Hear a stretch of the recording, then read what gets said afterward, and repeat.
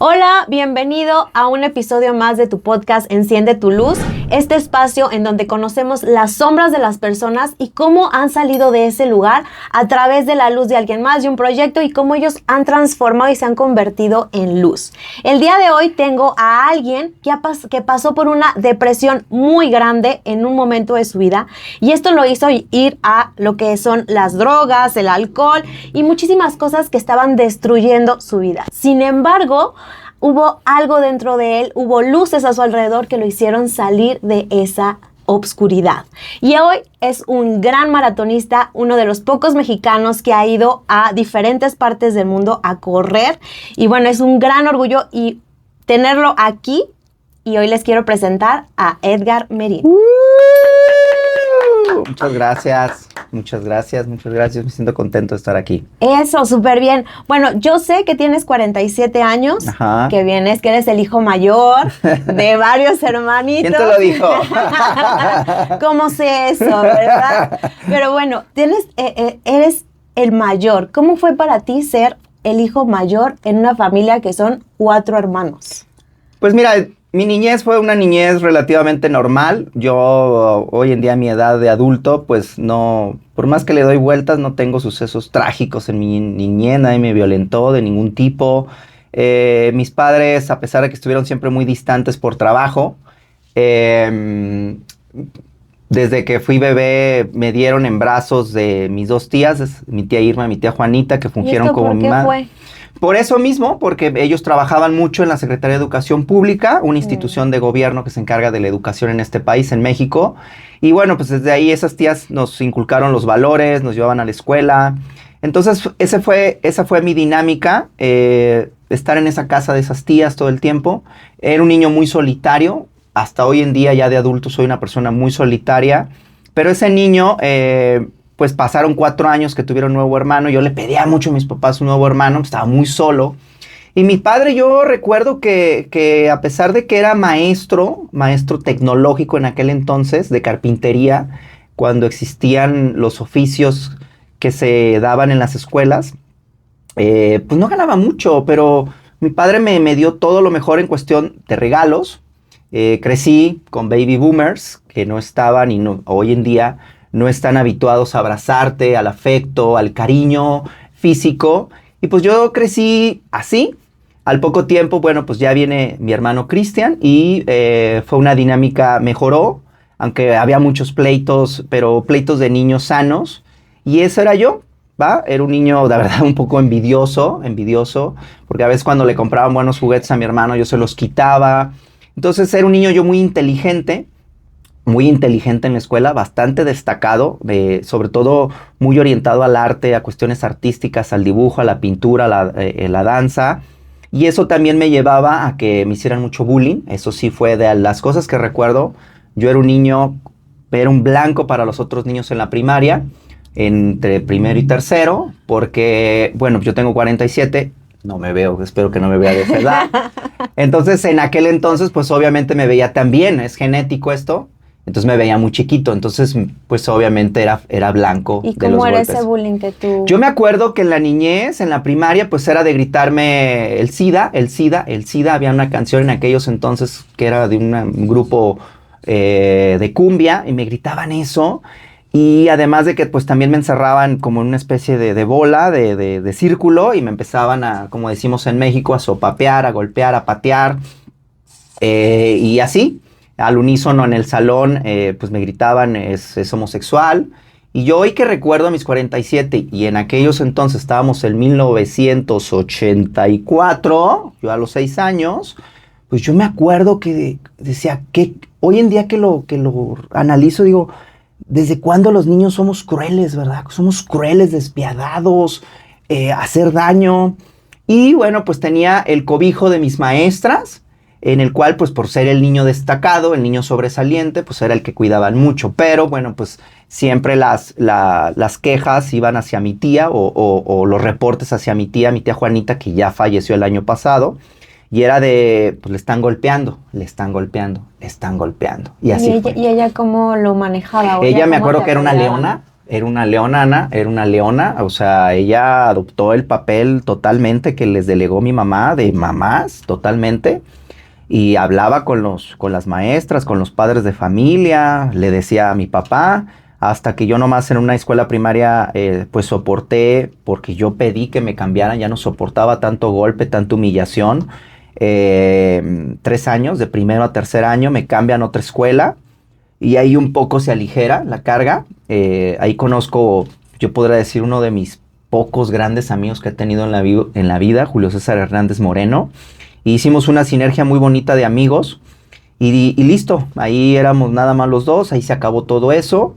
Y para ese entonces yo ya estaba en quinto año y ya entra mi hermano Cristian, ya entra primero, ya lo cambian a la primaria y ahí es cuando cambia la dinámica. Porque a mis 8 años a mí me hacen ser papá, esposo, esposa. Yo tenía que... Era toda la responsabilidad. Era toda la responsabilidad. A mí me enseña mi tía Juanita en aquellos entonces a tomar un autobús, a subirme, a bajarme. Me hace esa dinámica 3, 4 días. Imagínense un niño de 8 años haciendo eso y llevando un niño pues también chiquito. Yo cuando ya tenía 10, pues llevaba a Cristian de 6 años a la primaria. Y listo. ¿Y salían desde casa solos? Sí, desde la casa de mi tía, caminábamos un buen tramo, yo creo que hoy son unos 700 metros, esperábamos el camión y listo. A la salida era lo mismo, nos bajábamos, me lo traía, pasaba por él a su salón y nos veníamos los dos niños. A veces nos perdíamos en las arcadias, como le decimos en México, las maquinitas, 2, 3 horas. Y pues eran tiempos que no había celular, obviamente, entonces pues unos niños, llegábamos a casa de mi tía, mi papá... le avisaban que no habíamos llegado después de 2, 3 horas. Y mi papá se dejaba venir de sus actividades de maestro. Y pues me acuerdo que me regañaban a mí tremendamente, ¿no? Te hacían responsable. Por regañar a un niño de 10 años. Y esa fue mi dinámica. Desde los 8 años, estas tías tenían muchos negocios. Entre ellos fue una tienda de abarrotes. Y yo me acuerdo que entre los 10, 11... yo era el encargado de ir al centro de la ciudad de Guadalajara, de donde soy originario, y hacer todas las compras para la tienda. Cigarros, dulces, ¿Te crema. vendían cigarros? Sí, eran tiempos, yo me acuerdo que llegaba con una lista, me da Marlboro, Raleigh en aquellos entonces, me da dulces, chicles, iba a la cremería, y hacía toda mi dinámica. ¿Y no te has preguntado alguna vez por qué fue como que te dejaron todo, eras demasiado responsable, no decías nada? Pues yo creo que veían a mis padres a un niño fuerte, a pesar de que era un niño de muy baja estatura. Yo pintaba para ser una persona de muy baja estatura. Obviamente mi complexión era muy delgada, yo me veía muy, muy endeble por lo mismo de que siempre me veía muy chiquito. No lo sé, pues dicen hoy que son otros tiempos, que no había tanta criminalidad, tantos robos, y eso originó que mis padres pues fuera, ¿no? Además de que ellos fueron creados así. Entonces, pues bueno, a mí en ese momento no me afectaba. No te afectaba. La relación con tus papás, bueno, por lo que entiendo, no se veían mucho, las veías poco, pero tú, ¿cómo te sentías con respecto a papá y a mamá? O sea, ¿te sentías amado, no te sentías no amado, te sentías ignorado? ¿Cómo era cómo te sentías? Yo hasta donde descubrí que lo descubrí ya de adulto en una terapia con una psicóloga hace muchos años, donde hubo un quiebre, fue a mis 9 años, yo sufro un golpe accidental por parte de un niño, lo arrojan y ese niño viene directo y me pega tremendamente en el ojo izquierdo.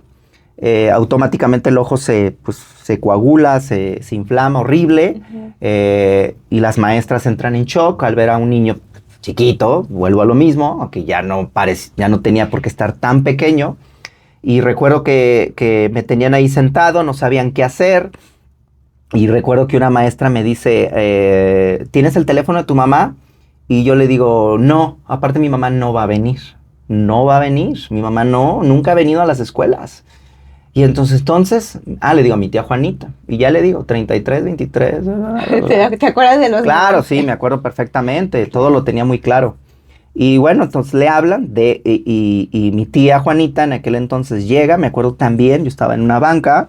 Estaba sentado en una banca de la escuela. Y de mi lado izquierdo estaba la puerta de entrada a la escuela. Veo que entra mi tía.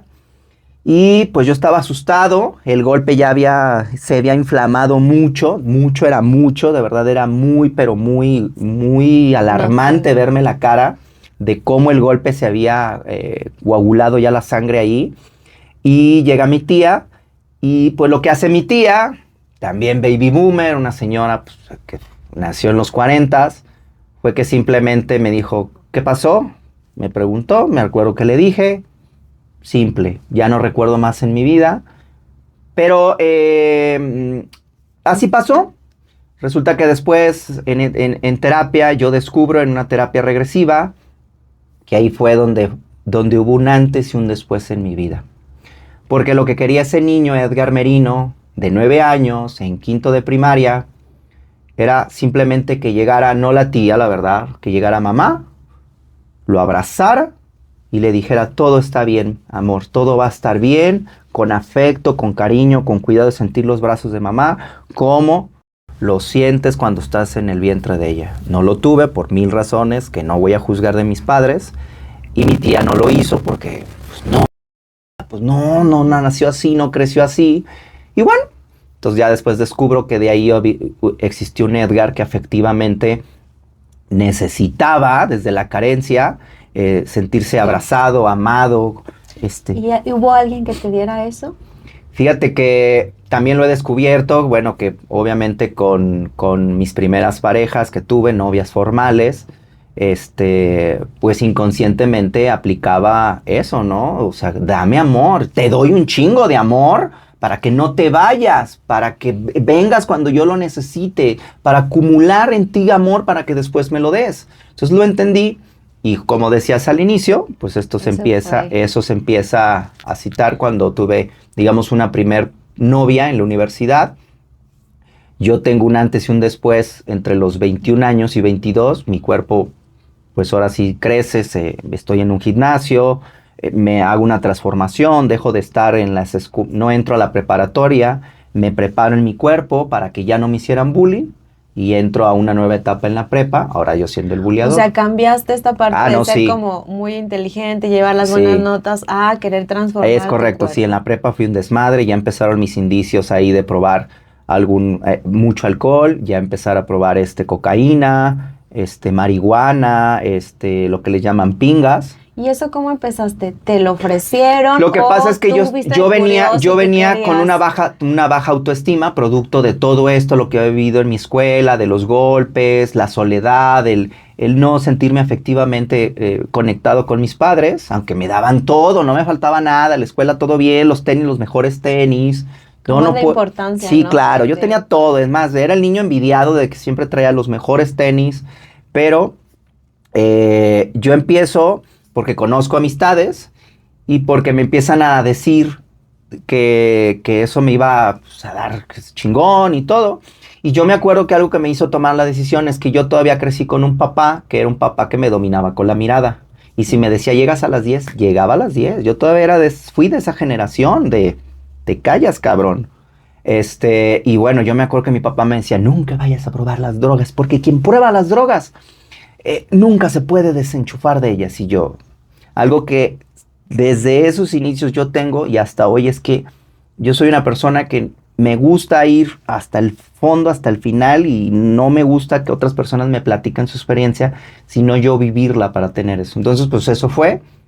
Resulta que pruebo cocaína y resulta que, pues, qué chingón, ¿no? Yo entraba a la prepa y de por sí ya había crecido mi cuerpo, estaba en el gimnasio y llegaba y me sentía don chingón. La verdad que el efecto... O sea, ¿esto lo hacías todos los días? Yo creo que no todos los días, pero sí muy continuamente durante lunes y viernes con estos compañeros, ¿eh? Nos íbamos a un área contigua a la preparatoria, que había, o hay todavía, unos grandes jardines ahí, y ahí le dábamos. Yo nunca la compré, yo siempre me la pasaban, me daban un pase, como se dice. Y yo me acuerdo que entraba a la prepa, a la preparatoria, a la escuela, y me sentía pero don chingón. Yo iba con este éxtasis y esa sensación de superioridad, de soy chingón. Yo decía, ay, güey. ¿Y en algún momento tú te convertiste en buleador? Yo en la prepa fui un hijo de la chingada. Yo de verdad yo era de, ¿qué me ves, cabrón? ¿Qué me ves? ¡Pum! Y de verdad que le hice mucho daño. No tan horrible, pues, pero sí un daño que seguramente muchos han de decir, ese hijo de la chingada. Uy, yo era el que ponía los apodos, yo era el que ridiculizaba, yo era el que organizaba para irnos a la parte trasera, seguir a las borracheras, porque hay algo muy curioso en mí. O sea, a pesar de que siempre fui un niño que pues, todos bulleaban, tengo una pizca o una gran dosis de liderazgo, entonces pues a veces eso lo hacía a mi favor y muchos hacían lo que quería, pero sí, mis primeras novias, la primera novia que tuve en la preparatoria, pues la acabé terminando porque yo era muy inseguro, a pesar de que pues, me metía cosas, pero era muy inseguro, entonces no me la creía que una chica tan bonita se fijara en mí. Entonces eso fue algo que yo todavía seguía arrastrando de mi niñez. ¿Y con ella cómo eras? Era bastante desairoso, era bastante, o sea, bastante malo. ¿Malo qué es malo? Malo es como no te hablo si te hablo y no te o sea, veo en el salón. Que dicen, ¿no? Sí, que te sí, dejo en petulante. visto. Hasta que bueno, pues ese fue mi primer rompimiento. Se va con otro exnovio que ya tenía. Eso ahí empieza como a hacerme mella a mí. Y ya son mis primeras mini tragedias en mi aspecto emocional. Y entonces esa es parte de mi niñez, de mi adolescencia y ya de pues, adulto, que empiezo a enfrentarme con la vida, las drogas, las malas amistades y en eso. Y eso influye mucho, ¿no? Las malas amistades te llevan, o sea, en vez de como calmarte, te impulsan a hacer más. Sí, por supuesto. Sí, son amistades que de verdad me enseñaron el alcohol, el peor alcohol. El peor alcohol, hay una marca que todavía existe, que muchos borrachos la sabrán, que se llama aquí en México Tonayán. Y bueno, Tonayán es una cosa que no sé cuánto valga, pero no puede pasar de 50 pesos mexicanos. Entonces es algo que decían que incluso lo aventabas al suelo y pues el suelo se abría, ¿no? Entonces ese era lo que tomábamos.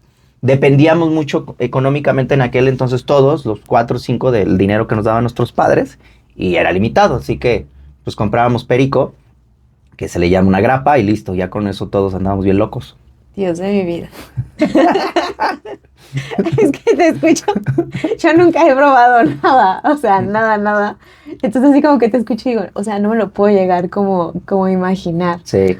Pero bueno, esta parte entonces te llevaba, tenías como muchas inseguridades, pero al mismo tiempo estabas buscando esta parte de afecto. O sea, sí, tenías claro. como, estoy inseguro, pero quiero este afecto. Y esto te llevó a una relación. Sí. Una relación o sea, que te llevó a una depresión muy amplia. Sí, esto sucedió entre el 2001 y 2005. Fue una persona muy valiosa en mi vida. Yo puedo decir que es la primer novia bien que tuve. Ya una relación que vas con sus padres, vas a la casa, empieza esta integración entre familias. Yo entro a la universidad después de estar estudiando diseño gráfico algunos años. Aborto la carrera porque ya no me gustó la escuela, más no la actividad. Hoy en día, pues, soy diseñador gráfico. Y bueno, pues me cambio a mercadotecnia y ahí la conozco. A mí de verdad cuando la vi fue mágico, fue de verdad mágico y las cosas se dieron, nos empezamos a integrar en trabajos de equipo y una cosa nos llevó a otra y bueno, fue una relación prácticamente toda la universidad, toda la carrera, 4 años y al final de esto pues pagué el precio de mi novatez, de muchas cosas, de esa falta de afecto, de mis propias decisiones estúpidas. Y resulta que yo pues le confieso, porque pues me abrumaba mucho, que me había estado con otras chicas. Y pues yo dije, pues de verdad, le voy a confesar. Ya le confesé mis desamoríos o mis amoríos. Y así pasó un tiempo. Cuando salimos de la carrera, salimos con este efecto muy estúpido, en nosotros hablando, de que como éramos... Ella y yo y otros 2 éramos los promedios más elevados de la carrera. O sea, regresaste a tener buenas calificaciones. Sí, yo fui muy competitivo en la universidad. Yo salí. ¿Y en la universidad seguías con todas estas adicciones? No, ya no. En esa etapa con ella, qué buena pregunta. Yo empiezo a trabajar de mesero en antros muy, muy reconocidos en Guadalajara en los años 2000. Y pues sí, empiezo otra vez a retomar toda esta parte, pruebo más drogas, mucho más drogas más sintéticas. Después de esa primera etapa de la prepa, ahora cuando estoy de mesero, pero ahora como tengo mayor control y sé más, pues nada, era muy habitual hacer eso. Lo que sí es que ya venía con el alcohol, porque pues estás en un antro, en una discoteca, como les llamamos acá en México, y estuve trabajando en las mejores discotecas de Guadalajara, las más top en cuestión de élite. Entonces, pues circulaba el alcohol a caudales. Entonces, cuando entro a la universidad, traía este trabajo y me corren, la verdad, me corren por muchas razones, que yo ya tenía una mini mafia ahí dentro del antro. por ese liderazgo Es que correcto, tienes. sí, yo lideraba mucho grupo de meseros para que pues, subiéramos los precios y cosas así, éramos bastante, ¡ta madre! Y entonces, pues yo le digo a ella, oye, yo puedo ir a trabajar a Vallarta, a Puerto Vallarta, a otra discoteca chingón en Guadalajara. Me dice, no, no. Y me impide ya trabajar en esos lugares. Y para ese entonces mi madre, que trabajó 30 años en la Secretaría de Educación Pública, me hereda, no literalmente, pero sí hace que me quede yo con su plaza laboral, que son trabajos de gobierno, son trabajos que la verdad te meten en un círculo conformista, perdón, pero bueno, yo digo, ay, mamá, entonces, pues ya me dice ella, pues quédate nada más con el trabajo de la escuela que tu mamá ya te dio. Y yo, O sea, ella quería también como de cierta sí, manera sí, sacarme, sí, protegerte y porque sabía que sacarte pues de los eso. viernes, sábados yo era un desmadre y mi mamá también lo veía porque llegaba en esa época de mesero que fue 4 años, pues, llegaba a veces muy borracho, llegaba hasta el domingo, porque pues, salíamos a las 8 de la mañana de los domingos de trabajar, entrábamos a las 7 de la noche el sábado y era una actividad de mucho dinero, o sea, un chico de 21 años con tanto dinero en aquel entonces, producto de business, como le decimos, de triquiñuelas, pues era como de fuck. Entonces, entro a esta relación, ya me aboco nada más en este trabajo, en esta escuela, un trabajo muy ordinario, muy que no me gustaba, lo odiaba. Al principio barría pisos, lavaba baños, cosa que no me gustaba. Y listo. Y entonces, pues muchos de mis maestros, en buena onda, me alentaban mucho a que yo iba a ser un don chingón y que si yo quería iba a salir siendo CEO de una empresa transnacional, ¿no? Que tú y que todo. Aparte, como dejé mucho tiempo de entrar a la universidad, era más grande que el resto de mis compañeros, como 3, 4 años. Entonces eso me da un cierto liderazgo. Y listo. Pues resulta que salimos de la universidad y, oh Dios, ni con 94, ni con 70, ni con 60 había trabajo. Y lo que había era un trabajo que nada más te pedían que dizque un título universitario, pero era para estar en una bodega haciendo esto. Terminando ya la carrera. Sí, y era verdad. Y la verdad que nos pegó mucho a ella y a mí, porque ella también era un promedio muy sobresaliente, como 92, 93, yo 94 de promedio, y pues no se nos dan los trabajos. Y resulta que íbamos a entrevistas y eran trabajos mediocres, mal pagados, y eso nos empieza a pegar mucho. Entonces yo empiezo a ver lejanía entre ella. Empiezo a ver lejanía. ¿Cómo Hasta en qué aspecto? pues ya no nos veíamos mucho, estamos súper, la verdad que era también una relación que si iba al baño, yo iba, si yo venía al baño, ella venía. La verdad que no respirábamos, todo el tiempo sentados en la misma banca en el salón. Íbamos a los recesos, íbamos juntos. Yo tenía llaves ya de su casa que me habían dado sus padres. No, era una cosa, O sea, éramos ya. unos muéganos y listo. Total, pues resulta que un día uno de sus hermanos me contacta y me dice, oye, supe que ayer mi hermana te pidió un tiempo porque ahorita está como las ideas y todas las emociones revueltas. Le dije, sí, yo sí, güey. Sí, que una semana. No, güey, pues es que no es por ese motivo. El motivo es que regresó con su exnovio de la secundaria cuando tuvo 15 años, el hijo de la chingada que la golpeaba, que la maltrataba y yo... ¡ah! Y bueno, para hacer resumen de esta historia, me dice mi cuñado, no te rindas, y algo que tengo desde esos entonces es que soy una persona muy competitiva. Moví cielo, mar y tierra para volverla a reconquistar y bueno, pues cuando una mujer toma una decisión, no hay manera de... No, me humillé, hice muchas cosas para reconquistarla, le llevé todo un mariachi, bla, bla, bla. Fue 9 de noviembre, 9 de septiembre del 2005, una de las noches más angustiantes, más dolorosas de mi vida, más humillantes por todo lo que sucedió. No la culpo a ella, ella también fue producto de que no supo controlar esto. Y yo lo único que tuve ganas de hacer en ese momento, volver a ese Edgar en la prepa y volver a este Edgar que fue mesero. Para eso entonces tenía unas amigas de mucho poder adquisitivo, que cuando sabían que ya iba a terminar eso por ahí de las 11 de la noche, pensaban que incluso ya me iba a casar o proponerle matrimonio, pues nada. Resulta que yo les digo, güey, yo me voy a aventar del pinche puente. Yo tenía de esas ganas de aventarme a la chingada del pinche puente cercano. No, yo estaba haciendo un perro dolor aquí muy cabrón. Y yo dije, no, la chingada, o sea, era algo... Ese mismo día. Esa misma noche. Pues mis amigas pasan por mí. Ajá. En el carrote que tenían en aquel entonces, en el 2005, me llevan a un bar. En aquel entonces se hacía mucho que era música de banda. La banda sinaloense tomó fuerza aquí en Guadalajara, en nuestra ciudad. Y pues me llevan ahí, piden la banda cerca de nuestra mesa, me pide 2 botellas de tequila de mi tequila favorito, pum, y me dice, esta es tu noche, ponte lo más borracho que puedas, yo pago. Pues bueno, yo recuerdo que me tomé yo creo que 1 litro de ese tequila yo solo. A las 5 de la mañana ya se estaban vomitando y era tanta ya mi adrenalina que yo no me pasó nada. Yo las saqué de los baños, las llevé, las metí a los autos, las llevé a sus casas, las acosté y yo... ¿Y qué hiciste? De ahí empezó ya un círculo vicioso. Eso fue un sábado. El siguiente miércoles ya estaba otra vez en un antro. Al siguiente viernes ya estaba otra vez en otro. Y así fue, y o así sea, fue. ¿Te metiste a esto de las adicciones al yo a la fiesta. Tengo mucha habilidad para bailar. ¿Y ya no regresó esa sensación de quererte? Sí, lo que pasa es que yo venía de las borracheras, ya muy noche, los viernes y los sábados no, era, de verdad, no lo podía, rechazar.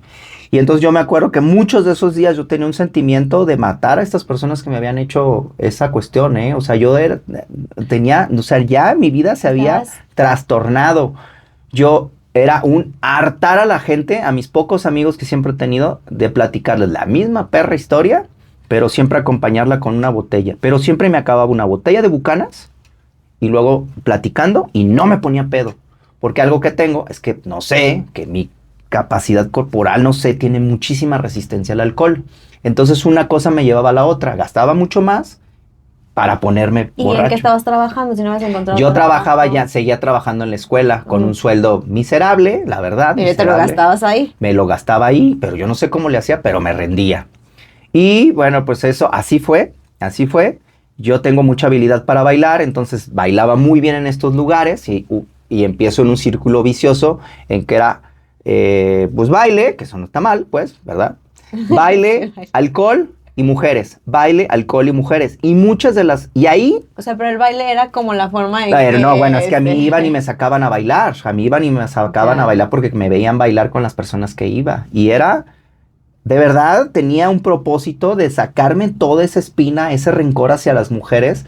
Y yo me acuerdo que después de, no sé, de un año y medio, después de la mujer número 40, perdí ya la cuenta de cuántas chicas había estado, besado, tenido relaciones, yo qué chingado sé. Y cuando venía de estas pedas, en muchas de ellas, yo venía por el periférico de la ciudad. Ya era muy noche, 4 o 5 de la mañana, y mi lado psicótico decía, ¿y qué pasa si ahorita me atravieso por el periférico, los semáforos, y alguien me arrolla y me mata? Porque yo también era muy cobarde y no lo quería hacer yo. Pero muchas veces pasaba por mi cabeza, ¿cómo hago para que alguien más me elimine? Y eso fue. Y cuando estabas con estas mujeres que, o sea, ¿qué era lo que sentías o te ayudaban? Por lo menos sentías un poco de sanación nada. O era como con coraje. Era coraje y traje mujeres estuve con mujeres muy bonitas, muy guapas, cuerpazo, porque eso sí, siempre he sido muy selectivo. Entonces, pues no, y algunas intentaban dar de la mano y como que hacer un poquito más de que no pasaron a más de una noche, pero ya después me hartaba. Pero era horrible. Horrible.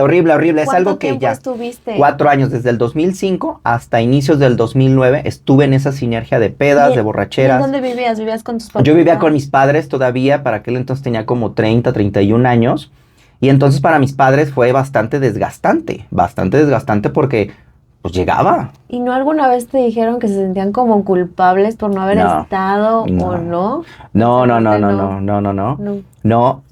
no, y hasta que... Pero estaban preocupados por ti. Sí, claro, mi papá era el que se quedaba hasta noche, pobre viejo, se quedaba hasta noche, esperándome. Mi mamá se dormía, mi mamá nunca me esperó. Seguía esta desconexión con mi mamá, seguía esta desconexión que yo sentía de ella. Pero algo en esa etapa de duelo amoroso, depresivo, mi madre fungió mucho como... Yo vi fortalezas muy grandes que yo nunca había visto de mi madre, porque mi madre me consolaba. Los primeros días yo bajé, la primera semana de ese rompimiento amoroso, yo bajé 8 kilos. La primera semana de que no comía, se me olvidaba, no dormía. Y mi madre, me acuerdo que tuve una muy buena plática, que yo decía, cabrón, esta no es la madre que yo conocía, no es una madre que escucha, que se detiene a hacer sus actividades de casa, y me escuchó Una noche subió, me escuchó sollozando, subió, me tocó a mi cuarto y me llevó un tecito y me dijo una frase que hasta hoy me dijo, todo va a pasar, no te preocupes, ánimo. Yo lo que quería era morirme en esa primera semana, ese primer mes. La verdad yo decía, ojalá me durmiera y no despertara dentro de 7 años. Sí, yo de verdad no lo supe trabajar y me sobrepasó esa cuestión. Y entonces, ¿cuándo fue el momento como que dijiste, ya estuvo? O sea, esto ya no está bien. Lo recuerdo también, y ahí es donde nace esta luz mía. Fue una madrugada de sábado, yo voy a una de estas borracheras, me divierto tremendamente, me acuerdo que me tomé una botella de tequila de uno que me gusta mucho, me puse hasta el culo, y resulta que, pues yo llego 4 o 5 de la mañana, yo tengo un dicho que dice, hay que ser puerco, pero no tan trompudo. Y me quito los zapatos para que mis papás ya no me escucharan mi papá. Y bueno, ya no me dijera, hijo, ya cálmate, ¿no? Subo a mi cuarto estaba en el segundo piso de la casa. Y recuerdo también que mi mamá me dijo, Edgar, ¿qué pasó? Y dije, mamá, nunca se queda. Ya cálmate, por favor, hijo, te vas a morir, ya salte de esa vida. Y yo, sí, mamá. Ay, cabrón, mi mamá se quedó. Fuck. Algo que aquí entra muy fuerte es que para ese entonces, esa fecha del 2009, mi mamá ya tenía cáncer. O sea, en esa época donde tú estabas con todo. Sí, claro. Sí, claro, mi mamá ya nos había dado la noticia en un momento de un pleito estúpido familiar. Entonces yo ya estaba lidiando también con esa parte. Entonces no es justificación porque ya lo venía haciendo desde antes. Y yo me acuerdo que eso me lo grita mi mamá. Me subo a mi cuarto, me duermo, obviamente muy borracho. Me despierto como a las 11 de la mañana del sábado con una tremenda resaca. Y yo me acuerdo de las voces de mi mamá. Me aturdió, me golpeó, me pateó el puto cerebro. Y en ese entonces yo me acuerdo y digo, fuck. Mi cama estaba enfrente un buró, me siento al filo de la cama y digo, puta madre, necesito hacer algo, güey, neta, no. Yo siempre he sido un chico que hace deportes, me estuve en el karate, fui destacado en el karate de niño, en el baloncesto, fui destacado. Y estuve más deportes que como me hacían bullying, me hacían creer que yo era muy malo. Estuve en fútbol. Y bueno, decía, güey, y de niño hacía mucho ejercicio.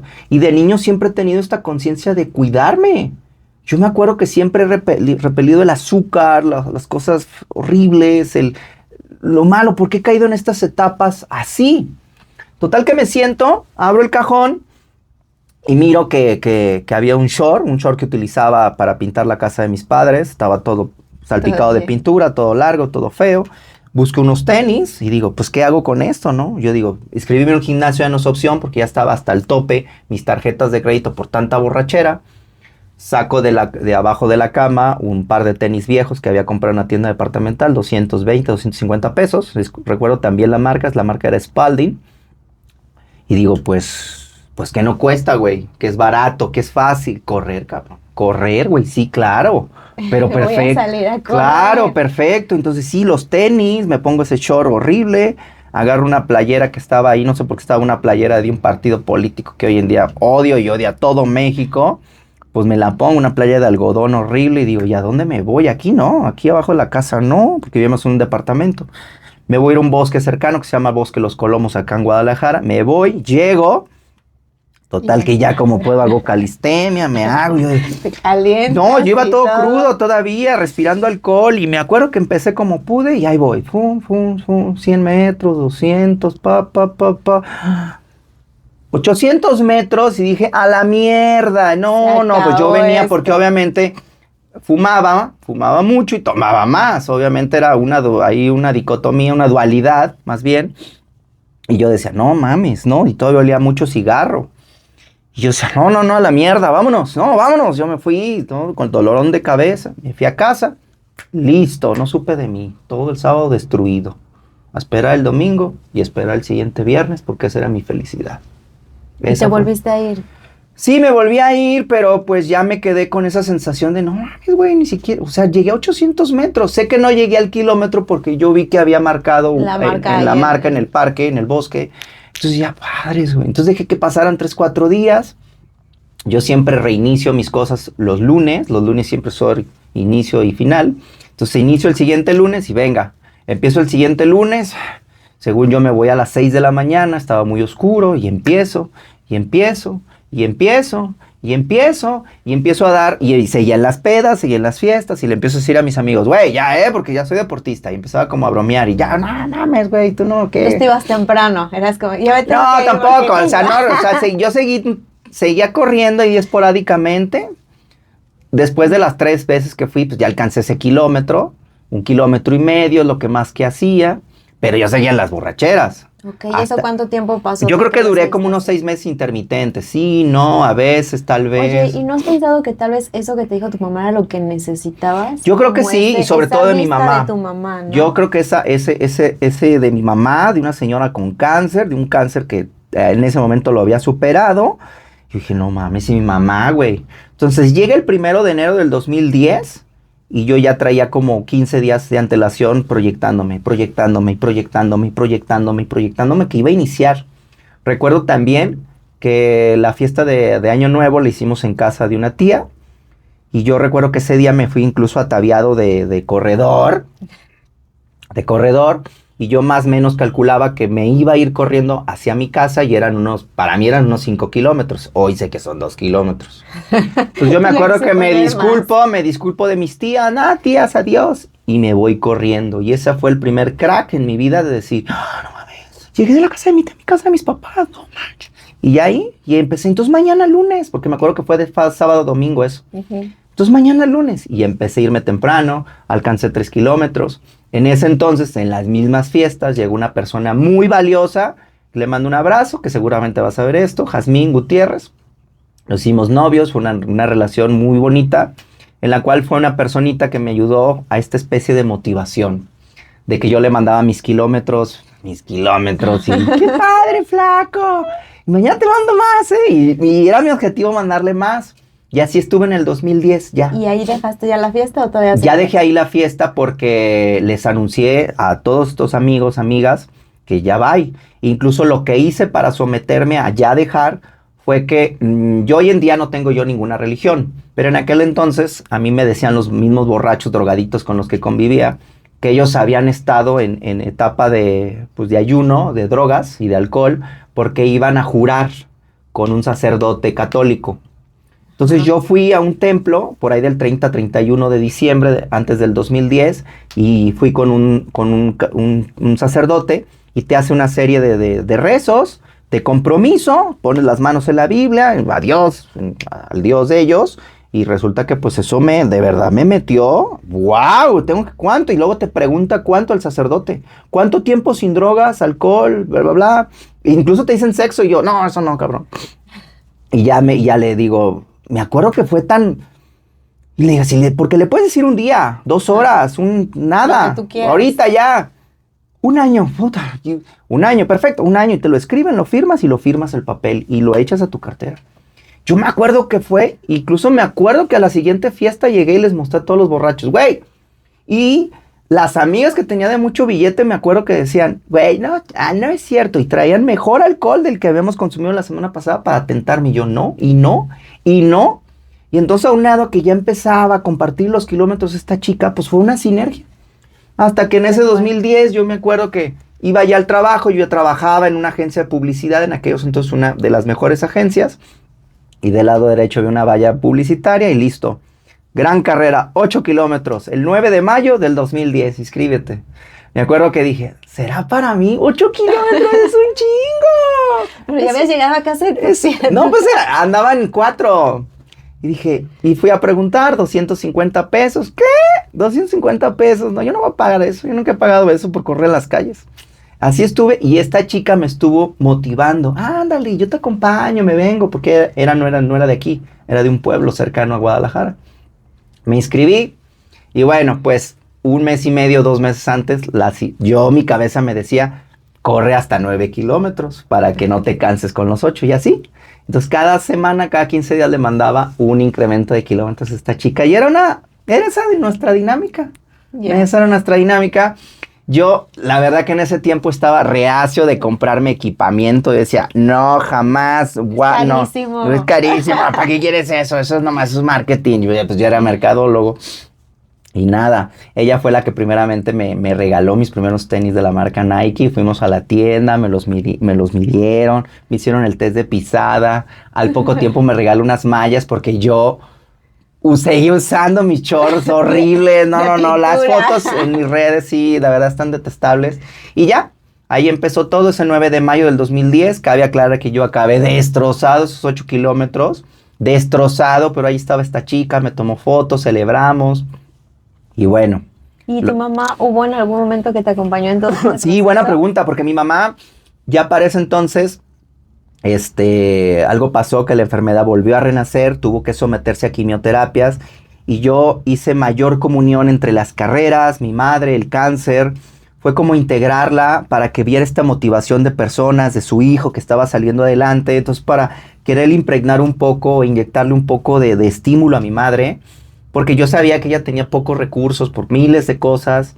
Entonces estaba en sus quimios y me acuerdo que para el 2011 que enfrenté mi primer medio maratón en la ciudad de Zapopan, acá en Jalisco, ella estuvo ahí, estoica, paradita, a las 2 horas, me acompañó, estaba en su séptima quimio, ya no tenía cabello y ahí estaba. En mis redes sociales tengo un video colgado muy bonito donde ella nos damos un abrazo, no nos decimos nada, pero nos dijimos todo. Fue volvernos a perdonar, volvernos a reestructurar, porque esta relación pues siempre estuvo afectada por lo que digo, por mis cosas, que yo sentía que mi madre no estuvo ausente. Y ahí empezó a mejorar nuestra relación cuando su cáncer se empieza a desarrollar más fuerte y mi actividad como corredor. Y hoy en día, bueno, pues ha pasado ya 15 años de eso. Y hoy te puedo decir que el haber empezado a correr, pues obviamente me ayudó en muchas cosas, no solo físicas, sino emocionales. Y a que en esta comunión que empecé a hacer de virtudes hacia mi cuerpo, hacia mi espíritu, ayudara a que yo también empezara a sanar la relación con mi mamá. Eso fue lo que me empezó a ayudar y sobre todo que mi mamá le empezara a integrar, a acompañarme básicamente. ¿Y ahorita sientes que la relación se sanó? Pues ya no tengo de otra porque mi mamá murió en el 2015. No, pero hay personas que mueren mamá y siguen diciendo No, encantadísimo. Yo de verdad ya al final mi mamá fallece el 24 de mayo del 2015 y para ese entonces ya tenía 6 meses que mi mamá ya estaba desahuciada, el cáncer se le había hecho metástasis, ya de verdad la sobrepasó el cáncer, los médicos ya teníamos pláticas de ahora que se muera tu mamá. Yo tengo una comunión con la muerte de verdad muy sana. Yo lo enfrenté muy bien. Eran pláticas con ella de mamá, y ahora que mueras, entonces a ver, ¿qué va a pasar con esto? ¿Dónde dejas esto? Ah, sí, hijo, ayúdame con esto. Me echaba la broma de no dejes que tu papá me tire en la estufa. Ay, mamá, ya, ¿qué importa eso? Mi mamá me pidió cómo morir o cómo irse de esta vida. O sea, me dijo lo que quería, que le llevara mariachi, que no lloráramos. Ese tipo de cosas. Y era una plática así. Como si ahora te vas de vacaciones, mamá, ahora que te vayas. Y fue muy padre. Tuve la oportunidad de estar con ella muchas veces en el hospital atendiéndola. Y fue un shock muy fuerte para mí porque pues obviamente yo soy el hijo, no soy la hija, no soy mi hermana. Entonces yo tuve que, en ese momento crítico que no había enfermeras y mi mamá necesitaba porque quien me escucha o me está viendo sabe que un enfermo de cáncer terminal, sus desechos corporales de todo tipo, es una cosa de locos como huele. Porque están literalmente muriéndose de poco en poco y aventando todos los desechos. Entonces yo me acuerdo que me dice, ya cámbiame, me está quemando el excremento. Y yo, puta madre, mamá, espérame, deja ir con la enfermera. No había nadie. Pues bueno, resulta que tuve que hacerlo yo, ¿no? Y ese tipo de cosas me empezaron a unir. Yo los últimos 2-3 años de que ya sabíamos que mi mamá iba a llegar a un punto final, yo me dediqué a tratarla como trato a mis parejas, con mucho cariño, mucho respeto, con mucho bueno, porque yo decía, si la trato como mamá, pueden venir otra vez estos recuerdos, estas cosas que me dejaste solo, que yo ya los había tratado en muchas terapias.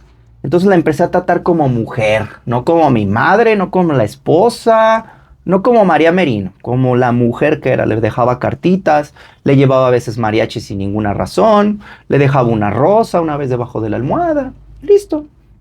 Mi mamá, yo para ese entonces ya había conquistado correr maratones en el 2015.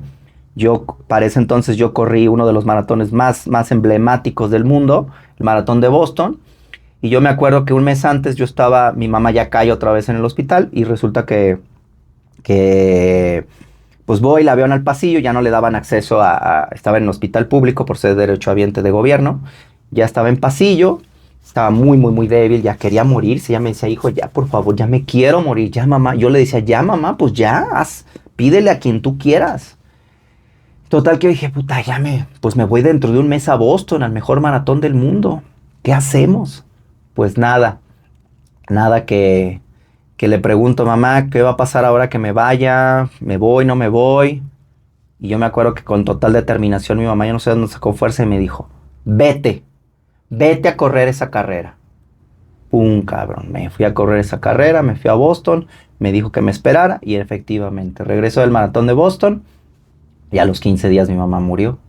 Entonces, son de las cosas muy bonitas. Hoy en día, pues todas mis carreras y lo que hago mucho se transformó más que una parte vanidosa, el tiempo, que es estúpido eso para mí.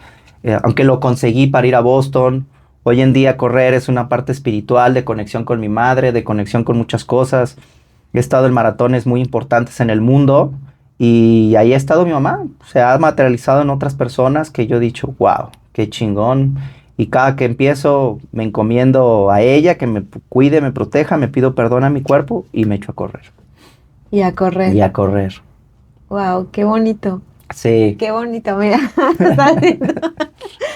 Oye, y entonces, bueno, ya para ir cerrando, esto también del maratón, porque yo sé que eres una persona que te cuidas, o sea, que no solamente es como que voy, corro a lo loco y ya, sino llevas como todo un proceso. Sí. También viene la alimentación, la forma de dormir. O sea, cambiaste totalmente sí. Esta parte. Y ahora, ¿cómo ves tú esta parte del cuidado, de la salud? Bueno, hoy en día, pues, ya alcancé 18 maratones.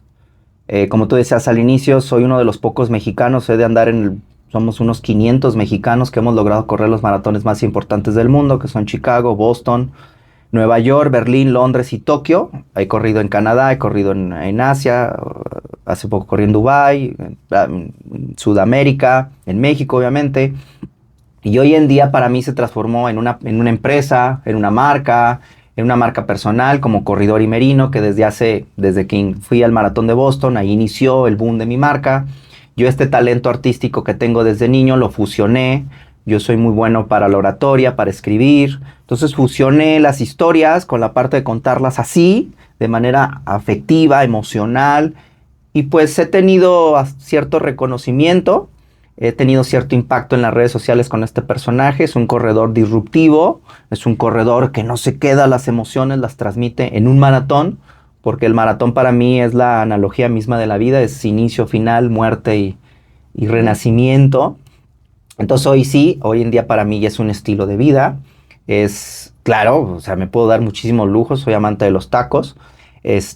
Claro que tengo domado a ese demonio de borracho, de drogadicto, de fumar, lo tengo muy domado. ¿Y cómo lo domo? Con mi deporte, mi disciplina, emprendiendo viajes últimamente muy largos a Asia, a Europa para correr estos maratones y transmitiéndolos a través de mis redes sociales. Y siendo un factor de transformación para muchas personas, primeramente para mi familia, para los niños que están en la familia. Y eso me satisface a mí mucho, ser esta persona que se transformó de esta oscuridad a esta luz. A esta luz, y que ahora podemos así, ¿no? De vuelta decir que yo no sé para dónde, ponte tenis y salte a correr. Es correcto. Empieza. Y yo no he ganado nada en el sentido de una carrera como tal, y para muchas personas les causa como mucho odio eso, ¿no? Como tengo tantos seguidores en redes sociales, es como, pero güey, es que no entiendes que esto no es de qué ganas, qué logras, es qué mueves, qué emoción impactas. Entonces yo tengo un talento, tengo un don que he venido desarrollando desde niño por miles de cosas, que la vida me lo regaló, el saber escribir, expresarme, y es ahora que lo hago esta comunión con el corredor que viaja y pues se da una dosis, un ingrediente potente, y que hay marcas atrás y que hay compañeros atrás y hay personas muy valiosas que han estado en este proceso y agradezco mucho que hayan estado y están siendo materializadas en mi primer libro que estoy escribiendo. Wow, vamos a tener que tener ese libro aquí Sí, cuando Dale salga. Cabrón, se llama Dale Cabrón. No, y también tu podcast se llama Sí, así. claro, mi podcast. Sí, hay todo ya, una sinergia de medios ya alrededor de todo esto que ha transcurrido en 15 años de correr. 18 maratones y como 40 medios maratones y unas 300 carreras. Súper bien. Entonces, ya para cerrar este espacio con todo lo que es Edgar Merino, que es Corridori, ¿cuál es tu misión de vida? Mi misión de vida, Ana, y a todos los que estaban escuchando, viendo, mi misión es ser un gran maestro. Hace un año y medio, 2, me hicieron un estudio de numerología. He estado en mucho crecimiento espiritual, emocional, ayahuasca, peyote, yo, ángeles, constelaciones, yo todo voy, lo que es enriquecer el espíritu, el alma.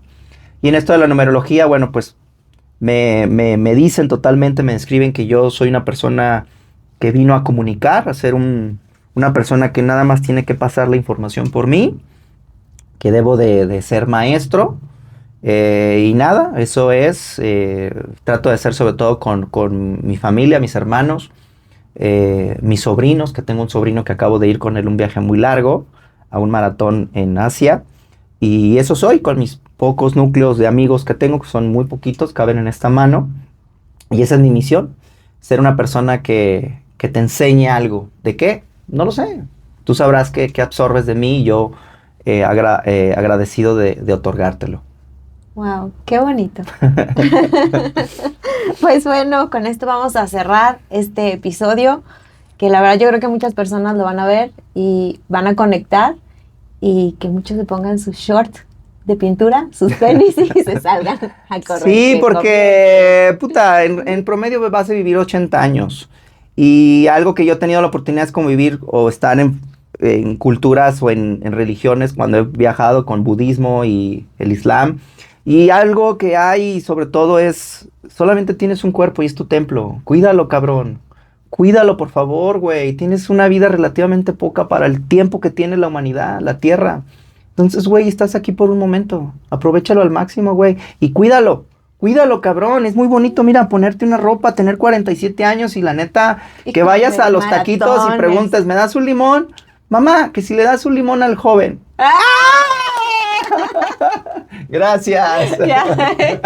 Súper bonito, súper bien. Y dinos tus redes sociales para que bueno, te en todas mis redes, canal de YouTube, Spotify, todo como Corridori Merino, con K de kilo, R.